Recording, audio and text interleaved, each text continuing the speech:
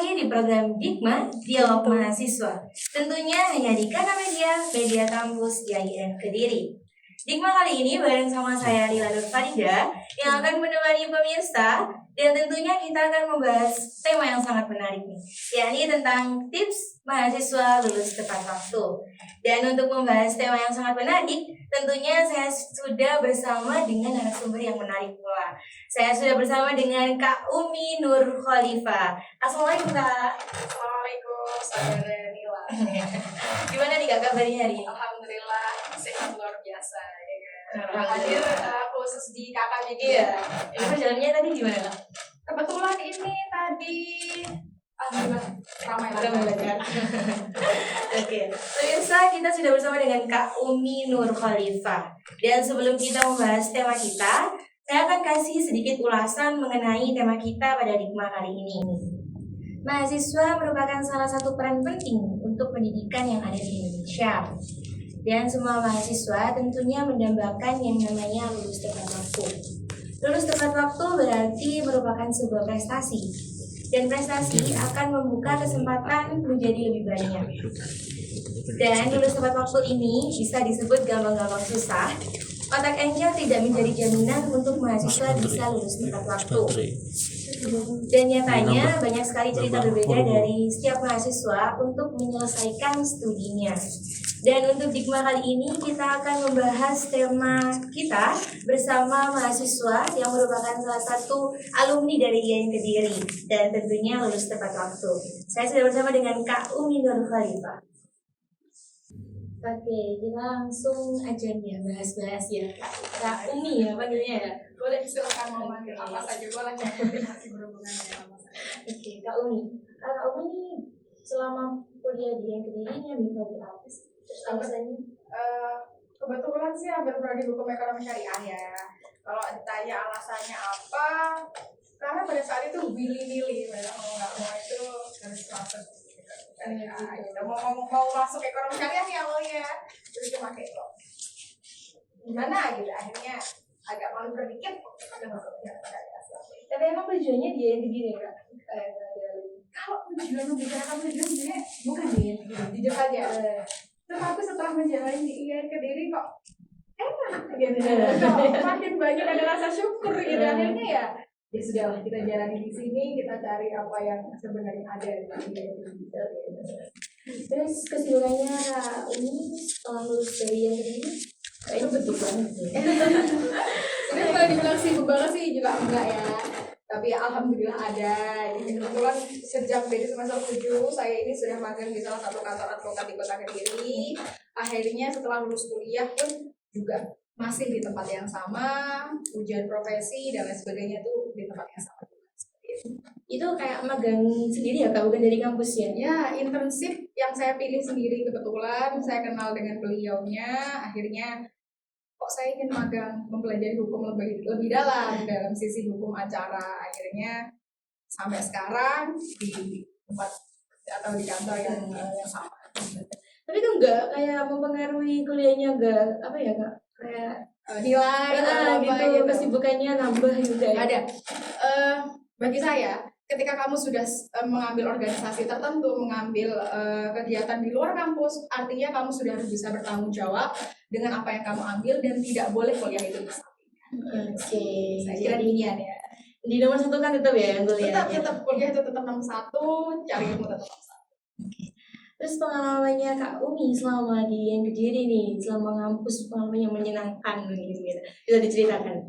Sebenarnya namanya kuliah juga sama aja ya dengan teman-teman yang ada di sini dan yang ada di luar sana, kuliah di kelas, ketemu dosen, kalau skripsian ya bimbingan, kalau KKN ya terjun ke masyarakat. Kebetulan waktu itu KKN-nya saya adalah KKN COVID ya, harus di rumah, KKN di rumah saja. Tetapi kalau bicara pengalaman yang mengesankan ketika kuliah di IAIN Kediri, tepatnya ketika ujian munakosah atau di kampus-kampus lain biasa disebut kompre, ujian skripsi tepatnya.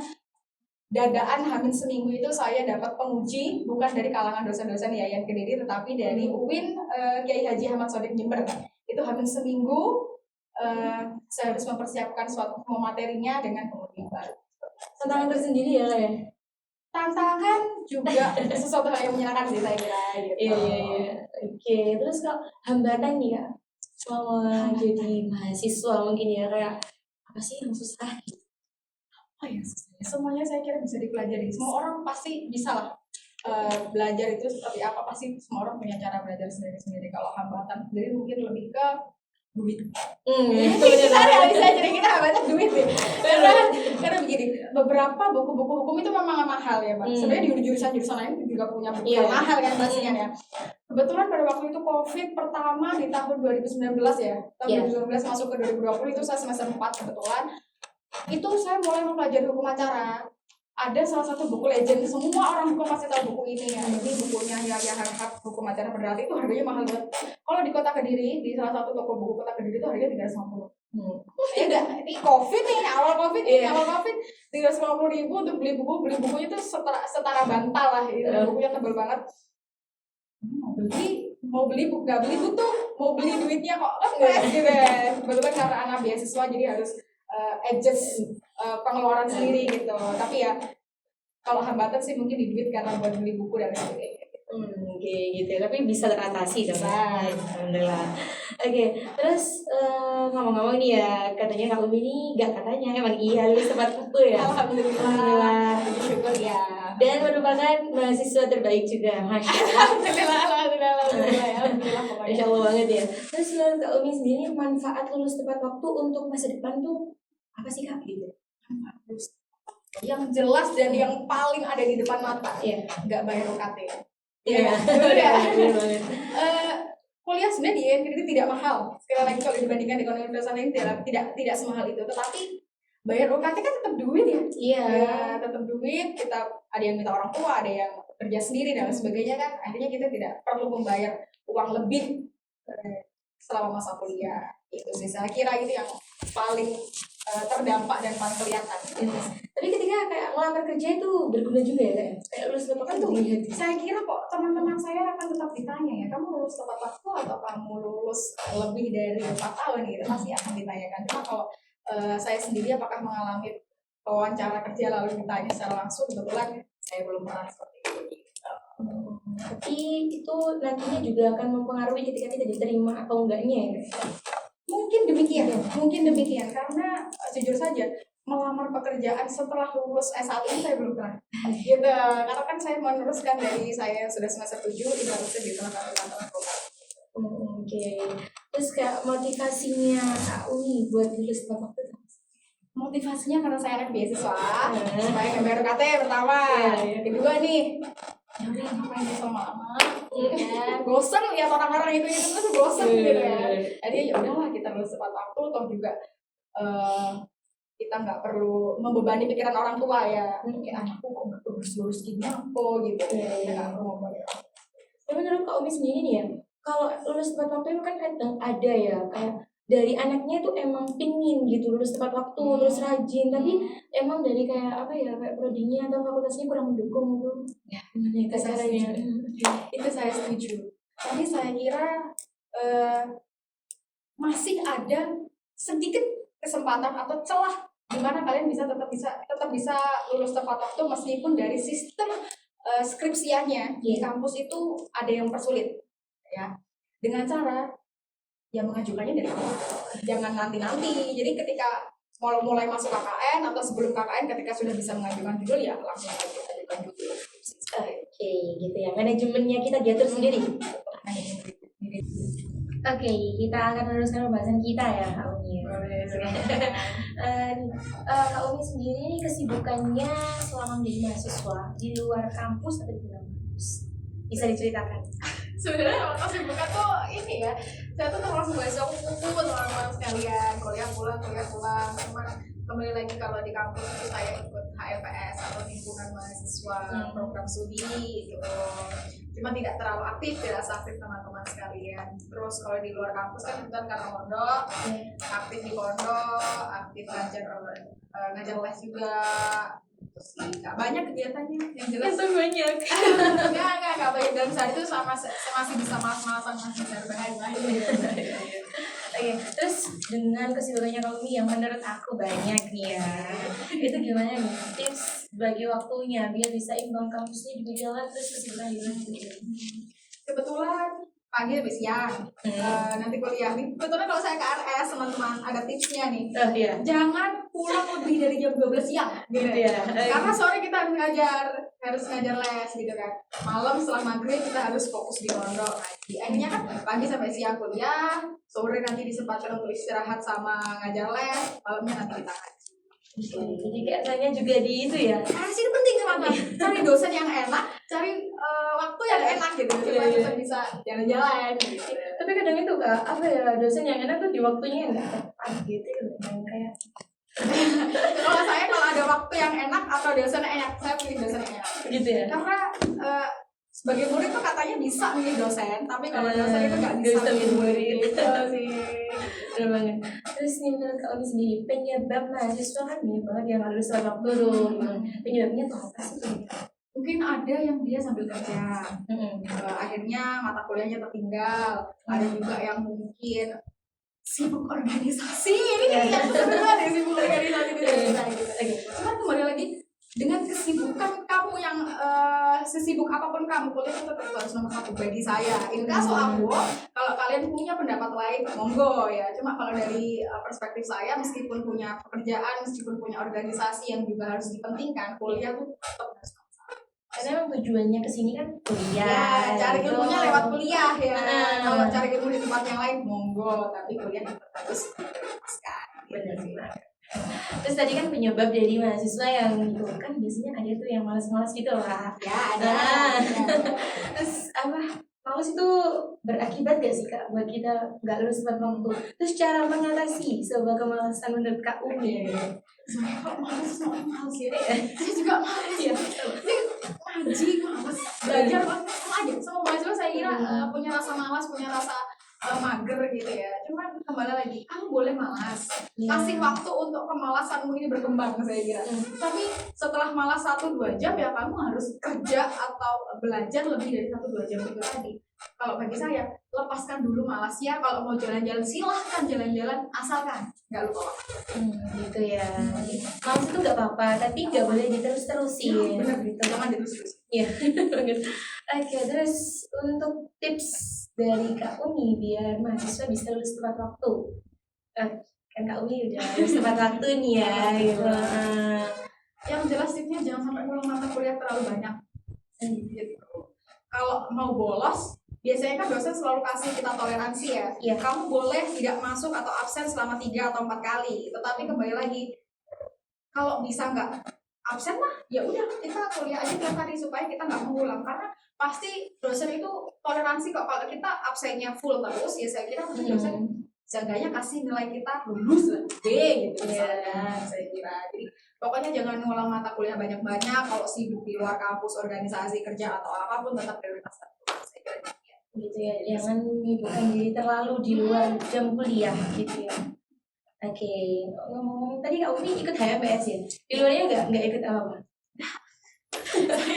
Tapi HMPS itu udah termasuk sibuk banget loh Kak? Saya kira HMPS itu sibuknya ketika ada acara besar aja sih. Kalau dari acara kecil-kecil pun saya kira masih bisa sambil kuliah ya. Maksudnya kalau ada rapat atau apapun ya, kalau ada jamnya kuliah ya saya nggak akan pernah ikut rapat gitu. Jadi kalau ada kuliah bertabrakan dengan rapat, saya akan lebih memilih kuliah daripada rapat. Kembali lagi, nggak sama ini pendapat saya. Iya. Pendapat lain. Iya. Orang kan punya apa ya, perspektif masing-masing ya. Punya menandiri masing-masing. Terus tokoh favorit Kak Umi ini selama kayak mungkin bisa jadi penyebab Kak Umi lulus tepat waktu gitu. Siapa nih? Siapa ya? Mungkin kalau tokoh hukum ada ya. Ada beliau namanya Persalisra. Beliau ini salah satu hakim konstitusi teman-teman sekalian. Beliau tuh sebenarnya lebih ke IPK-nya sih. Beliau tuh punya IPK 3,8 kalau nggak salah. Wow. IPK saya tidak sampai segitu. Karena kembali lagi beliau adalah salah satu tokoh yang baik untuk dicontoh. Ada juga namanya Prof. Edi Yomasyad Girish. Juga saya suka sekali dengan pemikiran-pemikiran beliau, buku-buku beliau. Ya, saya rela nggak jajan lah pokoknya biar bisa dapat buku-bukunya beliau. Oke, ngomongin buku nih. Menurut Kak Umi sendiri emang baca buku itu penting banget ya buat mahasiswa? bagi mahasiswa hukum menjadi penting. Kalau kali ini karena saya kebetulan mahasiswa hukum, kalau di jurusan-jurusan lain, apakah pendidikan atau di jurusan komunikasi atau apapun saya juga nggak ngerti ya. Tapi saya kira membaca buku itu kamu melihat seisi dunia tanpa kamu harus travel keluar. Itu juga kira. Tadi bukunya kamu ini banyak banget jadi rumah ya. Berharapnya demikian. Oke, terus ngomong-ngomong untuk apa ya? Sukses enggaknya itu diukur dari apa sih Kak? Sukses atau Seseorang. Kalau dikatakan sukses atau enggak tuh ini ya, parameternya saya kira ada banyak ya. Orang mau bilang kita sukses tuh ada yang bilang kita punya mobil dulu kita baru sukses, ada yang bilang kita punya rumah dulu baru sukses, ada yang bilang di posisi kalian sudah punya profesi yang bagus sudah bisa dikatakan sukses. Saya kira parameternya setiap orang berbeda-beda dan let free mereka mau berpendapat apapun tentang kita, apakah kita dinyatakan sukses atau enggak, karena itu semua yang milik kita. Kembali lagi orang-orang di luar diri kita yang bisa menilai kita. Tapi buat Kak Umi sendiri udah merasa sukses ya? Belum. Saya masih perlu belajar, perlu explore karena dunia hukum itu nggak sesempit ini. Perlu belajar dari Mbak Isna juga, dari teman-teman semuanya yang ada di luar sana untuk banyak. Dari prestasinya Kak Umi menurut aku udah segudang sih. Gitu. Saya bahkan nggak tahu prestasi apa. Lulus tepat waktu, terus sudah menteri itu juga nggak mudah tuh kayak, apalagi kayak dibanding sama kakak yang kayak lesi gitu ya, guru privat, terus juga ikut HMS. Sebenarnya guru privat tuh karena saya suka ngajar ya, plus ditambah dapat duit. Karena hidupnya dari situ. Sumber kehidupan ya, uang itu sumber kehidupan. Oke, pemirsa, tadi berbincang kita bersama Kak Umi ya. Ini kita akan lanjut mendengarkan tips dan pesan dari Kak Umi untuk pemirsa Kak Media. Silakan Kak. Tips dan pesan untuk apa nih? Untuk pemirsa Kak Media. Tipsnya untuk teman-teman yang sedang kuliah, tetap fokus kuliahnya. Kalau sedang kerja ya fokus kerja itu tetap ya, harus ya mencari uang ya kan. Tapi tetap kalau sedang kuliahnya mohon untuk tetap diprioritaskan, karena setidaknya orang tua kita bisa bangga ketika melihat kita bisa pakai program. Itu sih saya kira. Gitu ya, oke. Dari tips dan pesan dari Kak Umi. Untuk Kak Umi, terima kasih untuk waktunya. Sama-sama, terima kasih juga sudah mengundang saya di Kak Media. Lain kali bisa diundang lagi dengan tema yang berbeda. Boleh. Terima kasih untuk waktunya buat Kak Umi, dan biasa saya akan sedikit memberikan kesimpulan untuk hikmah kita pada kali ini. Oke. Mahasiswa lulus tepat waktu itu merupakan kebanggaan tersendiri ya, untuk diri sendiri, untuk orang tua, bahkan untuk orang sekampung ya. Nah, jadi untuk mahasiswa usahakan untuk lulus tepat waktu ya, dengan cara itu tadi kita memprioritaskan kuliah kita daripada hal-hal yang lain gitu ya. Jadi kuliah tetap dinomorsatukan. Bagaimana caranya kita lulus untuk tepat waktu, karena tadi balik lagi biar apalagi buat mahasiswa yang uang UKT-nya itu masih dari orang tua gitu ya, apalagi udah yang kerja gitu, biar nggak nambah UKT lagi gitu ya. Jadi diusahakan untuk lulus tepat waktu. Oke pemirsa, itu tadi episode hikmah kita pada kali ini. Ila dan segenap kru yang bertugas pamit undur diri. Tetap saksikan Dikmah Dialog Mahasiswa, tentunya hanya di Kakak Media Kampus IAIN Kediri. Wassalamualaikum warahmatullahi wabarakatuh.